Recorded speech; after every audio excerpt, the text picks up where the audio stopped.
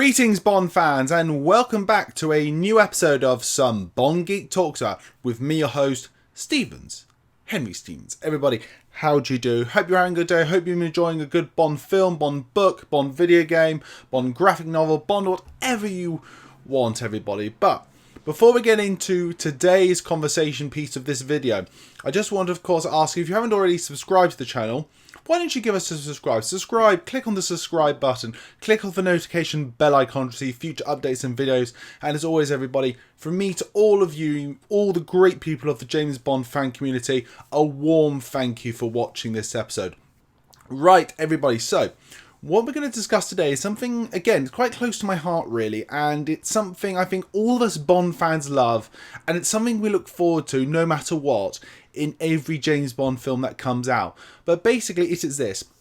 Why is the Gunbarrel sequence so important? And the answer, I feel, is, in a very general thing before we get into more details, is I think it's incredibly important because it's a part of the fabric and the mythology of the James Bond franchise, and it's something we actually take quite seriously because very recently, when I say recently, it's been since 2006, it's been mucked about with quite a bit and changed and designed and put in new ways. Sometimes it's been good, sometimes it's been bad, but there can't be denied that something about when Spectre began, where the Gunbarrel sequence came right at the beginning. Whatever you think about the Spectre Gunbarrel sequence, me myself, I quite liked it. But you know, it is something that's precious to us. Now, let's go back into this. Now, for those who don't know, the origin of the Gunbarrel sequence starts right at the beginning with Dr. No, where Maurice Binder very quickly came up with a concept, an idea how to open the movie of Dr. No by shooting a camera through a gun barrel, an actual proper gun barrel, and he made a pinhole camera so he could fit it through. The idea of obviously a silhouette of Bond walking across, if you will, you know, eyes spying on Bond, Bond shooting the assassin, and then obviously blood dripping down, opening up the movie. It was a quick concept idea that just a winch doing the movie. But as we all know, everybody, it's stuck around. And, you know, it's been such a wonderful thing because it's such a very unique icon piece of photography.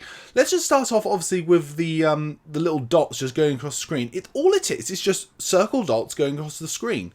But it's so sort of hypnotic, isn't it? It's really sort of mesmerising. And we'll get to the music bits in a minute. And then, of course, obviously, opening up to reveal the Bond of the movie, you know, whether it being obviously Sean Connery, and by the way, before anyone gets to me, I know Bob Simmons was the first person in a gun barrel, with, you know, whether it being Sean Connery, George Lazenby, Roger Moore, Timothy Dalton, Pierce Brosnan, and Daniel Craig, each having their own sort of individual unique way of doing the gun barrel, you know, that turn and shoot.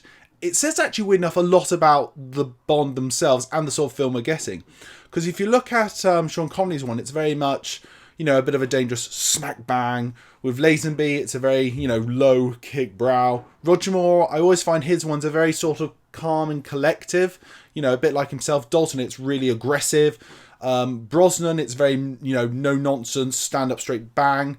And with Daniel Craig, it's very fast paced. You know, again, the gun barrels to me sort of slightly also do represent the sort of film you're going to get. Which I think, again, is very important.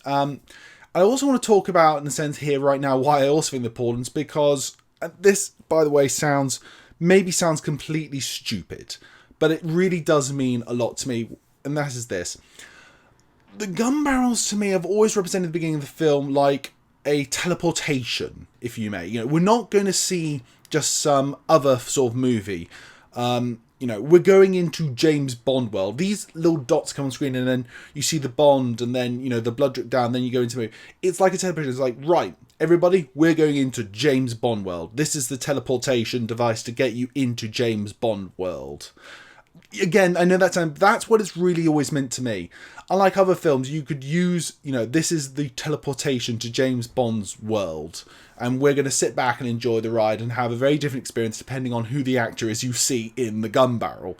Does that make sense or not? I'd really like to know, everybody. Comment everybody down below.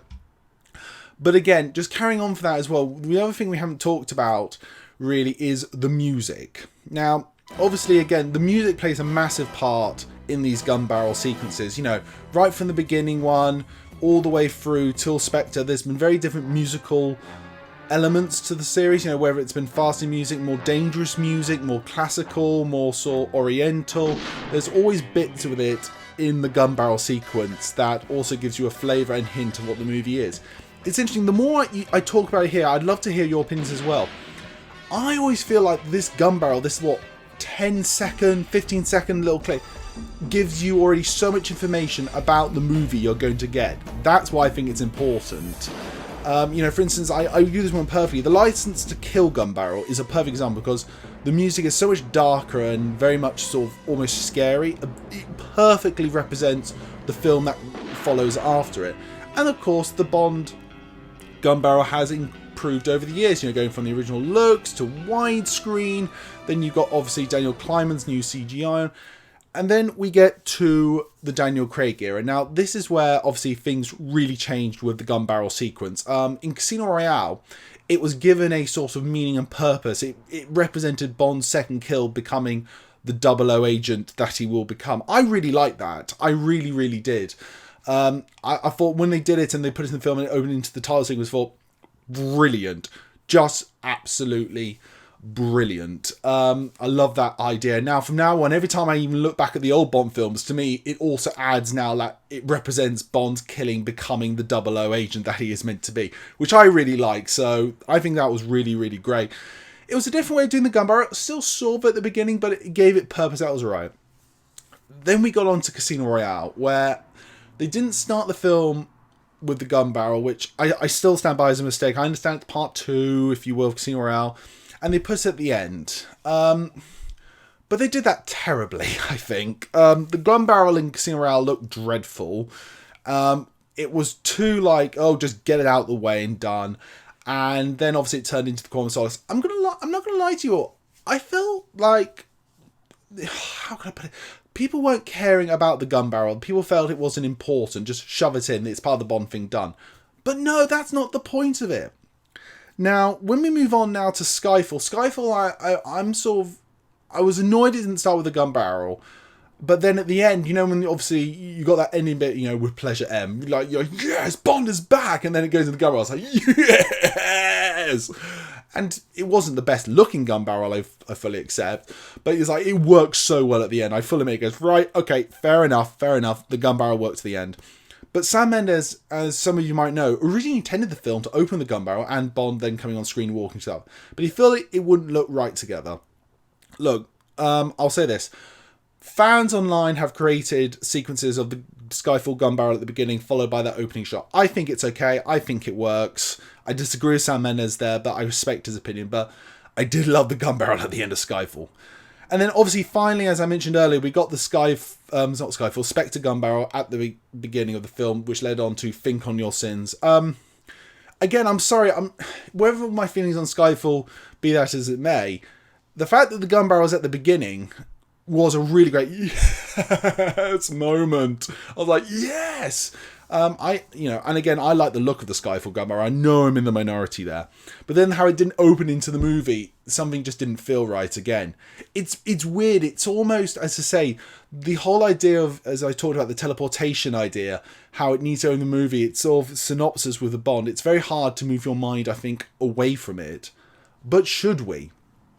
Is the Gunbarrel that important? And I hope in this video I've demonstrated why I think it's important. It needs to be at the beginning of the James Bond films for all those reasons I mentioned above, and I hope it will continue to be at the beginning. I think very much by the No Time to Die soundtrack being the first list on the track is Gunbarrel. We're going to get the Gunbarrel at the beginning of the film again, which I'm really glad about.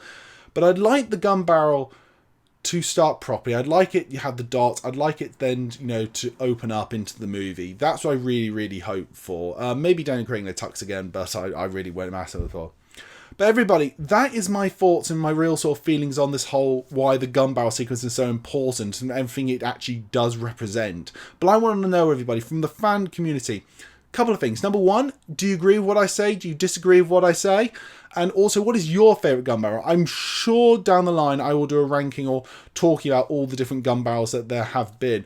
But I want to know, everybody, comment down below and tell me what you think about this. I think one of the biggest icons and motifs of the James Bond franchise and something I really care about and get very, very passionate about. Of course, everybody, my name's Henry Stevens. This has been Some Bond Geek Talks About. Goodbye.